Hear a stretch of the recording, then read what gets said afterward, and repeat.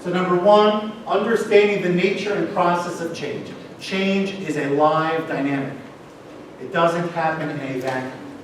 You can't just snap your fingers and say, okay, that's it, we're changing. I mean, you can. I wouldn't recommend it. It's usually not the best way forward, especially if you're dealing with, you talked about Balabatim, you talked about others within your constituency, right? You have to prepare them, and it's a process. Number two, creating the necessary groundswell of support.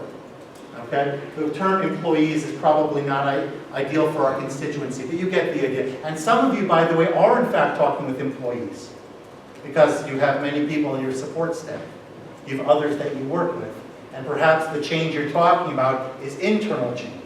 Internal change about how you communicate. Internal change about how you fundraise. Internal change about how you keep records.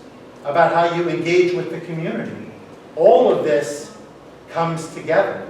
And you, as the Rav, are really responsible. I do a workshop on what's called linking the silos.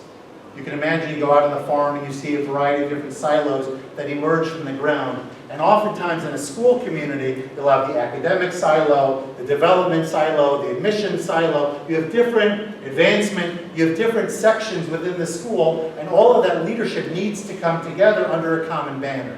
And I really believe it's the responsibility of the CEO, which in this case, in a school environment, would typically be your head of school, principal, etc., and all. But in our environment, I believe it's really the Rav who drives that.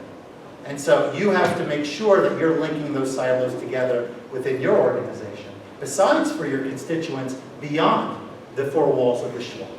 Okay? And then demonstrating patience, which is to your point, and to the other points that were mentioned before.